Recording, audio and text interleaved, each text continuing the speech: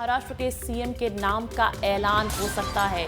एक सीएम और 2 deputy CM का फॉर्मूला जारी रहेगा, ऐसी भी जानकारी मिल रही है। साथ ही साथ महाराष्ट्र के सीएम एकनाथ शिंदे अपना इस्तीफा पहले ही सौंप चुके हैं। शपथ ग्रहण तक शिंदे कार्यवाहक मुख्यमंत्री नियुक्त किए गए हैं। और देखिए, अमित शाह जल्द ही करने वाले हैं महाराष्ट्र के नए मुख्यमंत्री की घोषणा। इसी सिलसिले में अमित शाह मुंबई भी पहुंचने वाले हैं। आज महाराष्ट्र के मुख्यमंत्री के नाम का ऐलान हो जाएगा, कुछ ही देर में ऐलान संभव है। एक सीएम और 2 डिप्टी सीएम का फॉर्मूला रिपीट किया जाएगा महाराष्ट्र सरकार में। और महाराष्ट्र के सीएम एकनाथ शिंदे अपना इस्तीफा सौंप चुके हैं। साथ ही साथ दोनों डिप्टी सीएम भी अपना इस्तीफा सौंप चुके हैं राज्यपाल को। और शपथ ग्रहण तक शिंदे ही कार्यवाहक मुख्यमंत्री नियुक्त रहेंगे। अमित शाह महाराष्ट्र के नए मुख्यमंत्री की घोषणा भी करने वाले हैं।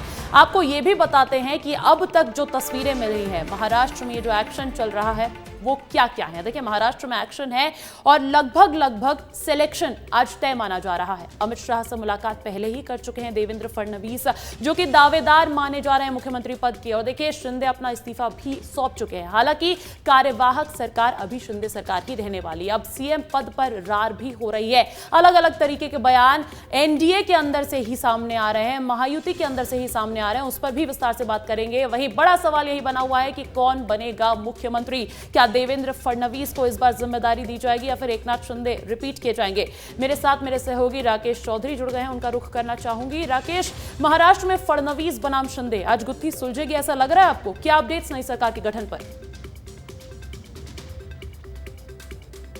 देखिए अंजलि, महाराष्ट्र में जब से महायुति की विजय हुई है, इसके बाद से एक ही चर्चा है कि आखिर सीएम कौन होगा।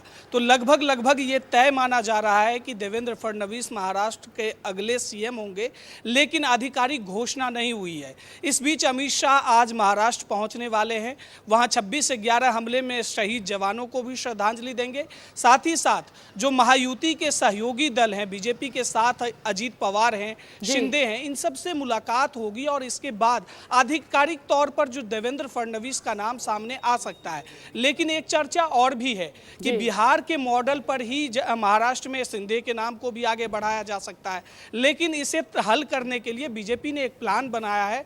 बीजेपी की ओर से ये कई नेता अंदर खाने बातचीत कर रहे हैं। सूत्रों के मुताबिक जो जानकारी मिली है, इसके मुताबिक बीजेपी 21 मंत्रालय अपने पास रखने जा रही है, जिसमें सीएम भी होगा। और इसके अतिरिक्त शिंदे गुट को 12 मंत्री पद ऑफर किए जा सकते हैं। बिल्कुल, भारतीय जनता पार्टी के पास सबसे ज्यादा सीटें हैं, तभी तो बोलबाला भारतीय जनता पार्टी का चल रहा है। राकेश, बने रहिएगा मेरे साथ, क्योंकि बयान भी लगातार सामने आ रहे हैं। अब सवाल पूछा जा रहा है कि कौन बनेगा महाराष्ट्र का मुख्यमंत्री, तो उसको लेकर अलग अलग पार्टी अपना बयान दे रही है। अभी ताजा बयान जो है वो शिंदे गुट के नेता दीपक केसरकर का सामने आया है। उन्होंने कहा है कि मोदी और शाह जो निर्णय लेंगे वो ही मंजूर होगा। लेकिन इसी बीच बड़ी खबर मिल रही है कि एनडीए नेता रामदास आठवले का यह बड़ा दावा है, देवेंद्र फडणवीस ही मुख्यमंत्री बनेंगे। बीजेपी ने तय कर लिया है फडणवीस ही मुख्यमंत्री बनेंगे। शिंदे नहीं मानेंगे तो भी बीजेपी को कोई दिक्कत नहीं है और सरकार बनाने में कोई भी दिक्कत नहीं है। भारतीय जनता पार्टी के पास बहुमत है।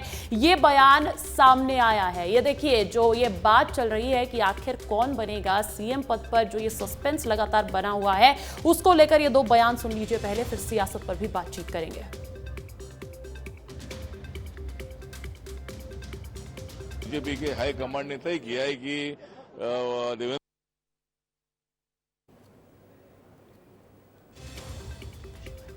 तो देखिए, शिंदे बात मान ले, रामदास आठवले ने भी ये साफ साफ कह दिया है, केंद्रीय मंत्री हैं, वहीं मोदी और शाह ही फैसला लेंगे। शिंदे गुट की तरफ से ये बयान सामने आ गया है। दीपक केसरकर ने ऐसा कहा है कि शीर्ष नेतृत्व के पास बैठक के बाद एक फैसला जाएगा, उस पर मुहर लग जाएगी और तभी साफ हो पाएगा कि आखिर कौन बनेंगे महाराष्ट्र के मुख्यमंत्री। तो मेरे साथ लगातार बने हुए मेरे सहयोगी राकेश चौधरी, उनका रुख करना चाहूंगी। राकेश, शिंदे गुट सहयोग कर रहा है, लेकिन केंद्रीय मंत्री रामदास आठवले ने कुछ और ही कह दिया है कि संतुष्टि रखिए, बहुमत बीजेपी की है, बीजेपी की बात मान लीजिए। तो क्या एकमत नहीं है क्या एनडीए?